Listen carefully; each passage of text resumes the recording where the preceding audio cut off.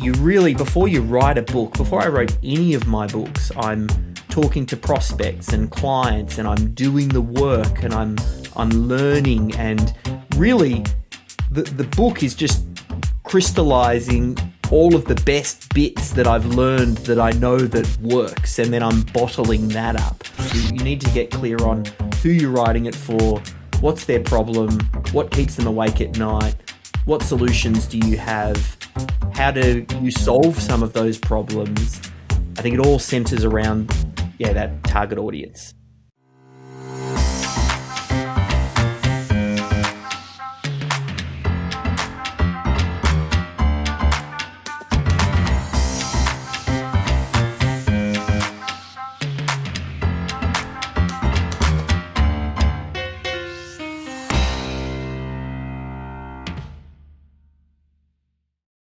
Well, hello there, ladies and gents. Andrew Griffiths here, the Business of Being an Author podcast.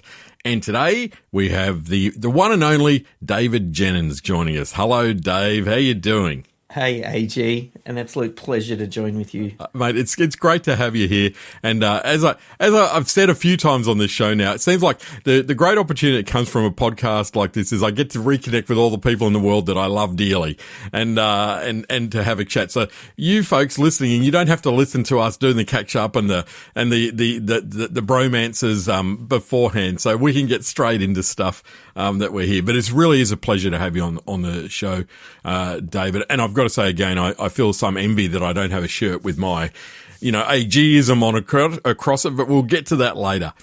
Now, what I want to talk about, and the reason why I wanted to get you on the show, is because to me, you really epitomize that concept of someone who is a strategic author and very much a commercial author around that. You've written 3 books, which we're going to go through, throughout this interview, but there's people who kind of write books and publish it and then kind of hope it'll do stuff.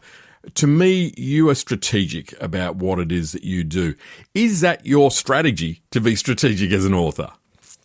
It wasn't when I started, but it definitely is now. Like, I build really a business around a book. I feel like that now is my first thought. It's just a great way to position, clarify my ideas, and put out to the world, here's what I do. Yeah, fabulous. Well, okay, great. Let's start here. This was your first book, and I really got to know you around that time, Dave, Authority Content, which I thought again was a fabulous book, and is a fabulous book, actually. That came out in 2016, so we're talking 10 years ago. You didn't do any books before that one, did you? I did, but it wasn't like a traditional book. Like, the Authority Content feels like a book. Yeah, whereas it does. I'd written something before that was actually my first thing. It was more like a home study guide in the stock market education space. It was this big, that's right, A4 thing of 300 pages, and it didn't look like a book, but really that's where all of my initial thinking started. Okay. So talk us through Authority Content. What were you doing then? What did your business look like? And how did this book appear?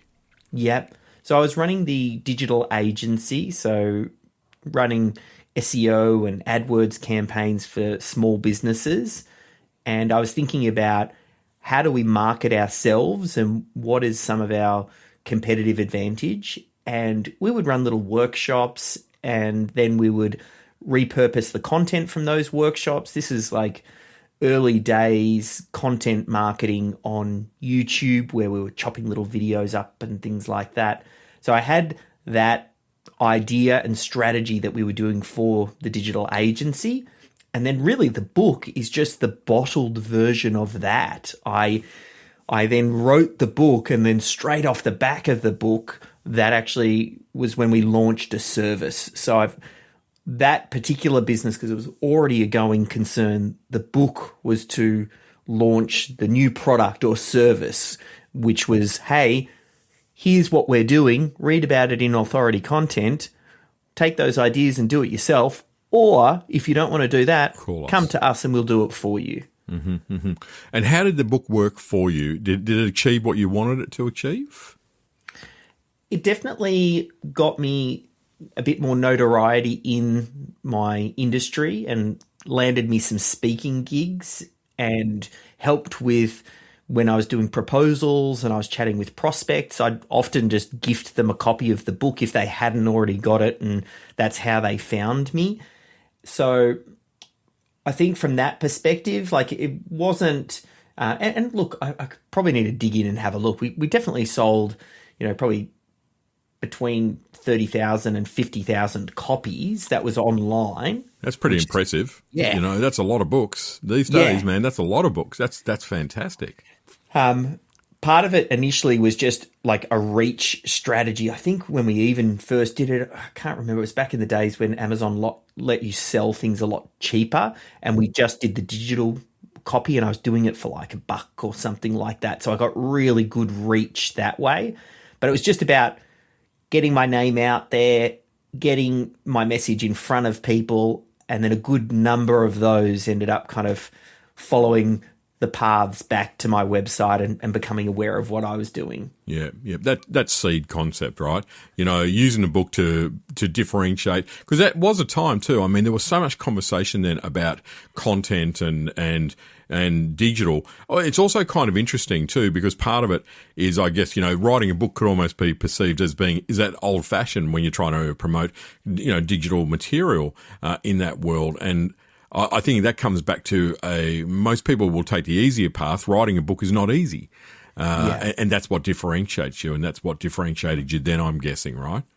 Yeah, and even like the step beyond, and it's probably easier to write a book today than it was back then, but writing a good book is actually really hard as well. I mean, now it used to be just writing a book was hard, and writing a really good book was really, really hard.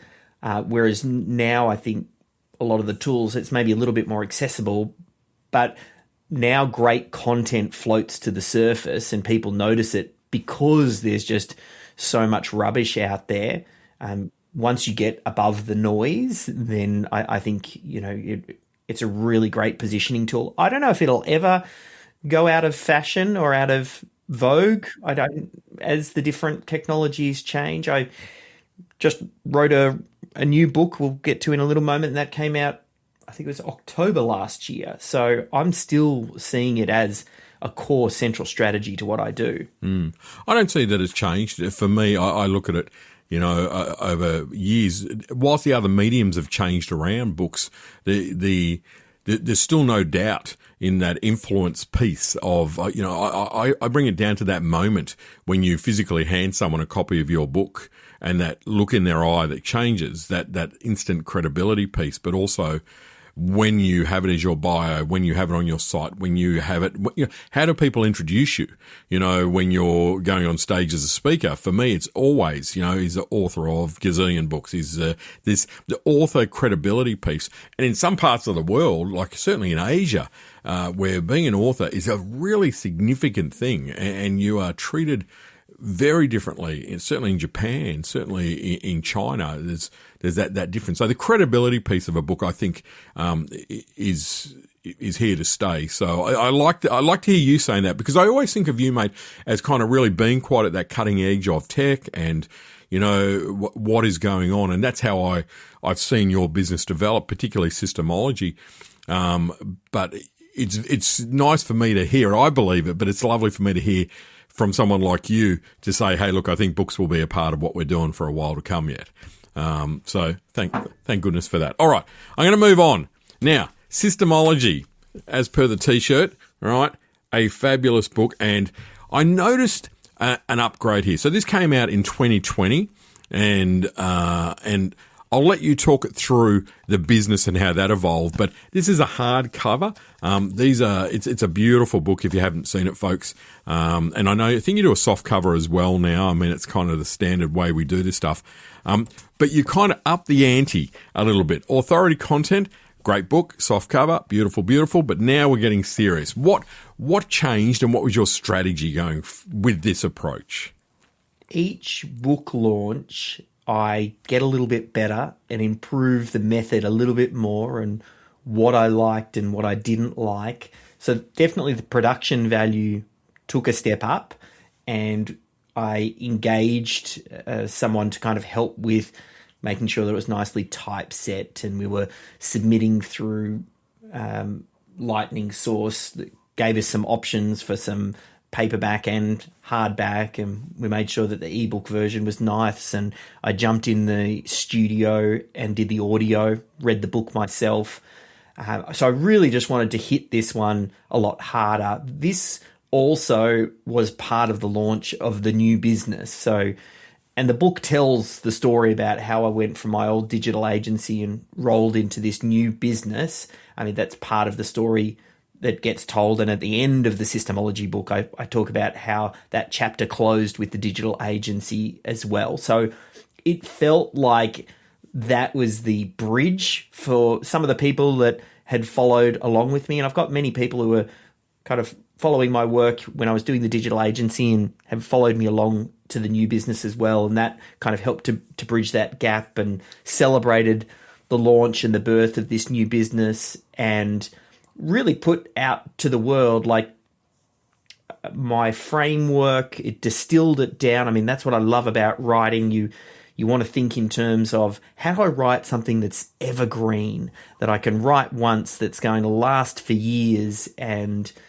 continue to bring me leads and prospects into this business. And for all of the reasons we talked about with authority content, it all applies here with positioning and authority. And it was just great. This particular book just landed. And I don't exactly know. I mean, I look back now, even just looking at the content, something magical happened when I wrote that. And the framework just has continued to work really well. And then I got picked up and endorsed by Michael E. Gerber, who wrote the E-Myth.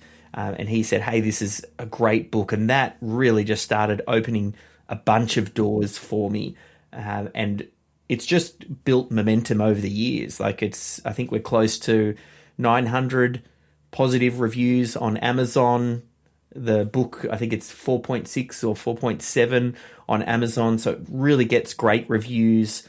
And it's been consistent. That's what I love most about it. It wasn't a flash in the pan, didn't last for a year or two. Like, it still is today, even after the launch of my newest book. It's still the powerhouse that's doing so much for me. And I wrote it, close to 10 years ago. That to me, though, is a sign of a good book and a world-class book that ticks all of the boxes, unless it's about, really time-specific kind of stuff, that's going to date. And I think you learn how to be better as a writer, because that's inherently dangerous, right? To write a book, if you're writing about AI. Now, it's kind of out of date as soon as it's published in some respects, unless you do it in a strategic way. So I think that, 6 years down the line, you've got the strength of Systemology is still there. And in many respects, I can't imagine that it's going to become less relevant in the next 5 or 10 years. You'll do an updated edition, you'll do, those kind of elements. But I think there's a lot to be said for the fact that it was published beautifully. It was unique and it was fresh. Like, we didn't know of the word Systemology. You kind of own that. And can you tell us a little bit about, what the actual business looks like behind Systemology, the book, for those people who might not know, but also a bit about the naming? Yeah. I think that's kind of interesting for me. I think the title of a book and the subhead are so critical. I mean, people do judge a book by its cover, not only visually, but also what the words say. So I'm always very particular around thinking, what's going to connect with the audience? How can they feel like the outcomes are clearly defined? So Systemology on its own, I had to make a decision where, well, that's a brandable term that I thought, right, I can own this. I got a registered trademark, and I thought, great, this is going to be the name of the company and it's going to last. And then the subhead is really what then articulates what the business is about, create time, reduce errors, and scale profits with proven business systems. So I squished a lot into that subhead because I knew, well, Systemology on its own, while it's very brandable, the person doesn't read it and go, well, I know what that means. So there's a little bit of a risk there. But at the time, I thought, hey, I feel like I can own this term Systemology, And, other than, a few people in the astrology space who may have used that phrase, it was not really used, and definitely not really used in the business space. So I thought, yeah, what a great sort of name. And I had a colleague, we bounced some names backwards and forwards over a good few months, and then he actually suggested that one. And as soon as I heard it, I was like, yep, that's it. And then I went and got the .com. That was probably my first thing because I wanted to own that, and then started doing the registration, and then the book and everything came after that. But it was, I think it's been great for us because it is a brand now, and something that, I think also creates a little bit of intrigue. Like people will ask me like, oh, what do you do? Or even when they introduce me on different podcasts and speaking, and then they might say, he's a systemologist. And then like, it's part of the vernacular now. What's a systemologist? And then it opens the discussion. The back end of the business, we've got like a few different components, but it's primarily there's a software as a service that people can subscribe to. There's a more like combined software education, it's almost like a do-it-yourself, and then there's a do-it-with-me, and then the done-for-you. We actually ended up licensing the material out to a range of different coaches around the world, and they do the done-for-you.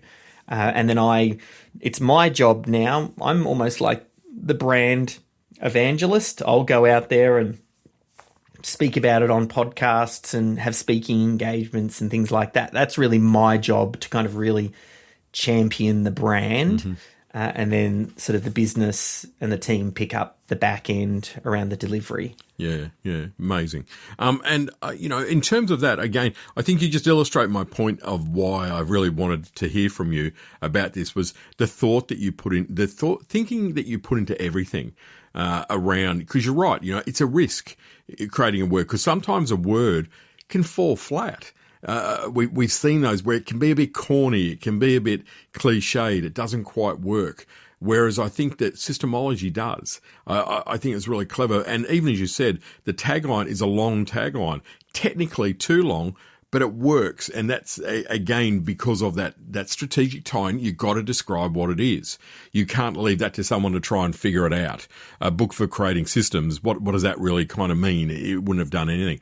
I'd also just like to point out something very powerful about having for those who don't know Michael Gerber, like he is a legend in the business space. So having a testimonial from Michael Gerber on the front is huge credibility. And the vast majority of us, know who Michael Gerber is and, appreciate him with, the E-Myth and E-Myth fame and glory, in many ways.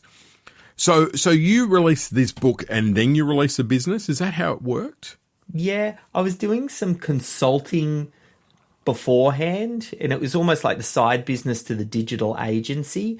And then this became an idea, and it started to crystallize, and I did some work with Michael Gerber just before the launch of Systemology, and then we bounced a lot of different ideas around, and then it officially got formalized with the launch of the book, but I was doing it on the side from consulting.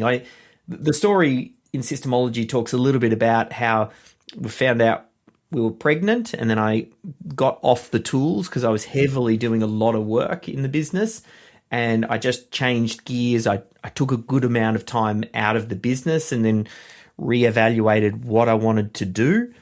At that point in time, I had a little bit of the consulting on the side, the digital agency, and I ended up selling the digital agency and then going all in on Systemology.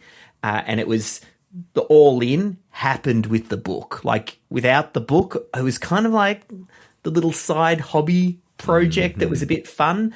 But once the book came out, it was like, okay, this is serious now. Yeah, great. And I think it feels such a difference between your first book and your second book. In terms of strategy, the second book, Systemology, feels all strategy, all clever. It was, there was a lot of thought went into it. I'm not saying that authority content wasn't, but it's a different thing. This book, Systemology, had a purpose. It was clear. You knew what you wanted it to achieve. You thought through everything to the nth degree. Whereas authority content, like for most of us, our first book, we're kind of figuring out what the hell we're doing. We don't really know how to write a book. Certainly I didn't. I guess it's probably a better way of saying that.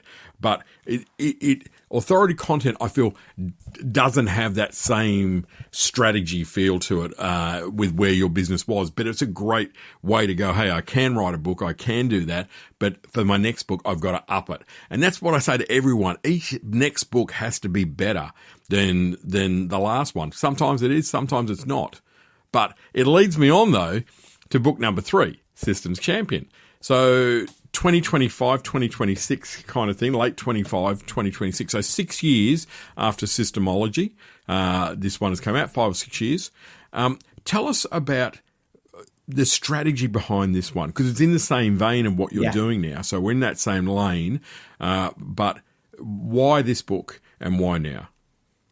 So this one was easily more strategy than anything else I've done before. Okay, that's good. Whether or not it's landed and will pay off, time will tell, because there's a few risks I took in the way that I've done this book. So I think we'll wait and see. We're very still early days, within the first innings here. It's only been out for a little while, but a couple of things to think about. Firstly, around the naming. A lot had changed from when I'd launched the Systemology book, and I'd learnt a lot. And obviously AI had become a huge thing and really changed a lot about how we do what we do in the space of small business process. So, but I needed to write something as well, understanding the risks that you were talking about earlier about writing on AI and having something that dates, and maybe it's relevant for 6 months or 12 months. So I don't want to go to all of the effort, because I find writing challenging and takes a lot of time and energy. So I needed to make sure, right? And expense. Yep. I'm like, if I'm going to do it, this really needs to be a great lead generator for me for the next 5 to 10 years at least. So I was quite particular. I mean, even when it came down to writing the name, initially it was almost going to be Systems and AI Champion, because I thought, oh, do I just, hop on this bandwagon that is AI right now and might in the short term get me some more clicks and some more eyeballs. But then I thought, longer term, I almost feel like AI would be almost like we say, electricity was. We don't say, the iPad now with electricity, or the computer now with electricity, or the internet would be another thing. iPad now with the internet. Like it just becomes what it is. And I think AI is going to be in everything. So I didn't want to send that signal out that, yes, I've just dated the book by putting AI in the name. So I removed it from that reason. This book also was a different strategy. The first book was written for business owners, and it connected really well with business owners because I'm a business owner and I understand them, and I understand their problems, and I wrote it for them. And it could have just as easily, really, I probably wrote it for myself and what I wanted to hear. This book was written for the team member that helps the business owner roll Systemology out in their business. So my initial strategy thought was, imagine a business owner loves the idea of Systemology, wants to get his team on board, and then decides, you know what, I'm going to buy 50 copies of Systems Champion and give it to every team member. So that was my initial thinking, where I thought, maybe this has got a shot at being bigger than Systemology because it's an implementation thing, and they might have to buy multiple copies to get everybody on the team a copy. So that led me to where I am. Like the first maybe quarter of the book is written to the business owner, and then 3/4 of the book is written to the other team member. So the book says, you've got to find a Systems Champion, and hey, business owner, once you find them, give them a copy of this book. And I don't know if that's going to pay off just yet. We'll have to wait and see. Again, very early to know. One, there's 2 audiences there. Like I'm now going for the business owner, but then also the team member. And I'm also like I understand the business owner deeply. This is written for the team member who helps the business owner do this, and it's what I would want to give to that person. But I'm a couple of levels deep at this point. Like you have to have already drunk the Systemology Kool-Aid before you go, yes, now I want to distribute this to my team. So, and everything is just moving so quickly with business at the moment and small business and change. I don't know what the small business landscape is going to look like in 3 or 5 years' time, just because in the last 12 to 24, it's changed so much. It'll be very interesting to see. I mean, I look at Systems Champion now, and one thing I am great at doing is I can see a little bit further down the path than most.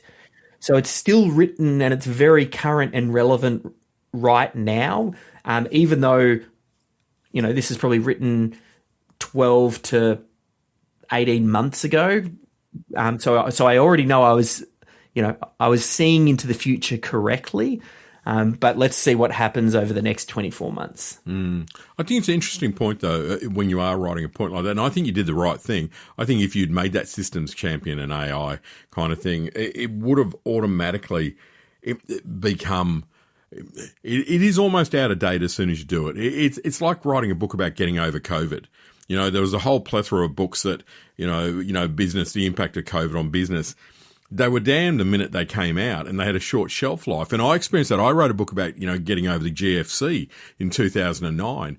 And the minute the paper said the GFC's over, the book disappeared. It lost all relevance, and it had to be republished under a different kind of a title. But it didn't really work. And I look at that and thought, I learned a great deal from it. And it is that point about going, okay, being able to kind of review. And that's a matter of, I think, when you are an authority in your space, you should be able to see where things are going and what is happening. And sometimes you've got to take a punt and go, well, sometimes you get it right and sometimes you get it wrong. But that's the key on what that future looks like. And I think, again, the way you've kind of described this to me makes sense, that it's a part of that, making a strategy about it. And you got to go, okay, well, I can't have the book be obsolete, the day after it comes out. And you just got to back yourself a little bit on that, which you've done, I think. So, yeah, kudos to you, mate. Kudos to you on that. One other thing that jumped out at me, something that you'd mentioned earlier about Michael Gerber, that was another strategic choice I needed to make with this Systems Champion book. And I chatted with you about it. Like oftentimes if I've got big book decisions that I need to make, I'll come to AG for sage advice. And I did decide not to do a forward or get that big backing for this Systems Champion book, because now I've really positioned myself as an authority in the space and my voice matters and means something. So I felt like it wasn't needed. And if anything, you said, hey, if you do want to get endorsements, make it more about your character. And I ended up getting some endorsements in the book, which are just short little endorsements that speak to my integrity and commitment to the target audience, and consistency. And that's the angle that I went, rather than, a good few pages of a forward, when I feel like, I probably don't even personally feel like I need that level of endorsement anymore. Whereas maybe I needed it early to go some sort of blessing, but I didn't need that this time. It's a part of the stepping stone, right? And I think my reasoning around that was, they've got the book, you've got the credibility, now we want to evolve our brand, and that's around, we know that you're the master in this space, but who's the man behind that? And I knew it would be such an easy thing for you to have a whole pile of people say just how much integrity you have and the kind of man that you are, all that kind of stuff. And I think that sometimes that is going to sell people in this world again that we're living in, which I think is very, very easy for people, the hustle culture, all of that usual kind of stuff that we talk about now. We're saying people want more substance. And I think that's important piece of the puzzle. But it also kind of reiterates again to me exactly why we're chatting, is because sometimes I think people get an idea for a book, and certainly, I coach a lot of people to write books, as you know, and they have an idea, and the idea for the book it's great. It's a good idea. It's kind of solid and all that kind of stuff. But you go, but there's no strategy behind it. Like what's the methodology that you want to share? It's a book on leadership. The world needs another book on leadership like it needs another Donald Trump. It's like, you pick your poison. You got to really do what Dave has done. Like really spend the time thinking about your book before you go anywhere near typing it. It's got to be this, like, what do I really want this thing to achieve? How am I going to do that? How am I going to differentiate it? How am I going to make it matter? How am I going to make it align to what matters to me? What's important? I just love the way you do that. It's so impressive. The bit that we didn't touch on, you're right, that whole piece behind why writing the book, and then the last book, really, it's all with purpose and to sell products and services and to introduce me. So I learnt a lot after Systemology and what makes my methodology work in businesses and what doesn't, and what is the difference between a client that might stay with me for 3 months versus one that stays with me for 8 years. And the more that they adopt this, the more work they do on it, the more systems and processes that they document, the more that they engage, the more likely they are to get the outcome that they've come for. So then I realized, okay, well, the business owner is very busy, and the business owner's doing 50 million things. They're wearing 20 different hats, and they don't have time to do this. So then I thought, and looking at some of our best clients, I was like, well, the systems champion is the team member that helps them do it. It gets it off the business owner's plate. If they actually get a systems champion to do it, they're more likely to use the software more deeply, get the outcomes that they want, which is going to reduce churn, which is better for my long-term business. So really, this systems champion book, when you think about it, it's a churn reduction book. That's the strategy. That's the big strategy behind this book. Great. And is that interesting to think again, though? Like, it's not just this random writing a book and then hoping it will achieve something. That's the bit. It's like, I just can't emphasize it enough. If more authors spent more time thinking about that relationship between the business, what do I expect this book to do? If I expect this book to reduce churn, if I expect this book to broaden the pathway for systemologists, people that are champions for it and have it embed the idea in their business, that's going to help them to embed it further or whatever. Each of those things are deeply strategic and deeply important. And it's like, okay, you can see how, what next? It kind of leads its natural kind of path to say, well, the next book would be around whatever it needs to be. Don't ask you that now. I know it's traumatic after the first book. Third book has just come out, but it's like there'll be a logical time where what needs to come next will appear. And it'll be right. It'll appear because there'll be a need in your business that'll say, okay, we need to diversify systemology or whatever it might be. The pathway will be, again, I'm assuming that you're going to say, right, if we're going to have that, we got to write a book about it. That's the first thing I've got to do. Then I've got to do this. I've got to do that. Is that a fair assumption? Yeah. The next book, which really I do have an idea on, I'm finding it cracks the niche a little bit wider. It's almost like the first book or two finds my followers and gets the people who really like my message. And I think each book really is going for a larger audience. Systems Champion is a larger audience because it's all of the team members in a business now.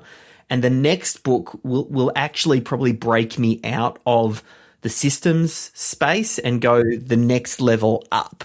So I think that's the way that I'm thinking about it and what the next one will be. And maybe we save that for the next one. But I've got a tattoo here, which is drink the good wine. And that's actually DTGW. That will most likely be, without taking too much about what it will be, but very clearly, I don't think it'll be a systems and a processes book. I think it will be sort of breaking beyond that. So what do you do when you've created the extra time? What do you do when you've created the extra profits? What kind of comes next, right? Have a great life. That's right. But that fits a purposeful part. It's like, do you remember Darren Finkelstein? Have you? Yes. Yeah, Darren, right? The boat guy. Honey, let's buy a boat. Honey, let's go boating. Honey, let's sell the boat. Each of those, and I interviewed Darren. He was the first guy that I interviewed for the show. And it was such a great strategy around, it's a tool to sell the boat. It's a tool if they've got a boat, you've got to get people out using it. And then you think, but don't get them to sell the boat. You want better because they sell the boat and buy another boat. It's, again, it's great. It's perfect. Mate, look, that's our time. I don't want to take up any more of your time. I'm so appreciative. I've just got one last question I would like to ask you, though. For someone who's listening right now and they want to put a book at the center of their business model, as you have done, what do you think they need to get right first? I think the first thing they need to do is get crystal clear on who you're writing the book for, and then understand that person deeply. Like, you really, before you write a book, before I wrote any of my books, I'm talking to prospects and clients, and I'm doing the work, and I'm learning, and really the book is just crystallizing all of the best bits that I've learned that I know that works, and then I'm bottling that up. You need to get clear on who you're writing it for, what's their problem, what keeps them awake at night, what solutions do you have, how do you solve some of those problems. I think it all centers around that target audience. I think it's great advice. And again, I think that's an area that I see a challenge with authors is I ask, who are you writing your book for? And they do the old everyone. And go, if you're writing for everyone, you're writing it for no one. And it's like, do you really know your audience? Like, I love your response there. Do you really know your reader? Do you have you really taken that time to deeply understand them, or are you assuming? And I think when you're reading a book and the author really knows the audience and you're reading it, which means they've got the message right enough for you to pick it up and to read it, you're sitting there going, this guy's written this book just for me. Yeah. It's like he's sitting here talking to me. That's how you know when the author does truly understand their reader. In the Systemology book, originally that was a workshop that was delivered and some one-on-one work. The biggest feedback I got was always on a component called the critical client flow. It originally was step number 5 in the process. Everybody told me that, I love the critical client flow. It gave me so much clarity, so much insight, so much so that I moved it from step 5 to step number 1. And the critical client flow today is the thing that breaks through the noise, that speaks to the business owners, that says, I've had my biggest aha moment by going through that exercise. And I really only learned that by having the two-way dialogue with that client and prospect and listening and making adjustments and then continuing to present until the point I go, great, now it's ready. Now we're going to put this into something that I'll write about and will last. Mm-hmm. Yeah, I love that. DJ, David Jenyns, thank you so much, mate. I definitely would love to chat to you again, particularly when you get closer to this new book, but that's going to be a bit of a way away. But I'm just going to say, folks, please heed and learn from what David has spoken about and kindly shared, very generously shared today, because that really is the crux of this whole concept of being a commercial author and being strategic, building a book, having an extraordinary book and then building a business around it. I'm so glad we had a chance to talk, and I knew this was going to be a really interesting conversation because I do know what you put into your books, and this is hugely valuable. And extremely generous of you, mate. So thank you so much. I really can't thank you enough. Yeah, thanks, mate. And if you want to check out David, we'll put the links there, but systemology.com. David, join. He's one of the loveliest people on the face of the planet. So by all means, reach out, go and visit him at home, stalk him, do whatever that's what I do. It's the easiest way to catch up with him. But you are a very, very generous man, and you've always been incredibly supportive of me. And it's something that I really appreciate, David. So thank you. Right back at you. Thanks, AG. Cheers, mate.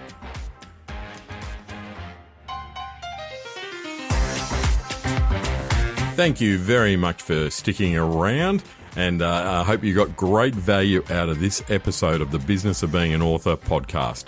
Now, I'd also like to say that, of course, there is a book out called The Business of Being an Author, and it's all about the things that we're covering on the podcast, and I think it's perfect for any of you who are aspiring authors ready to really leverage that book. If you'd like to know more about that, you can visit www.andrewgriffiths.com or www.theauthoracademy.com.au. We'll put contact details in the show notes, and I really look forward to your company on the next episode. If you've got an idea for an author that you'd like me to interview, reach out, drop us a line. Righto, folks. Thank you.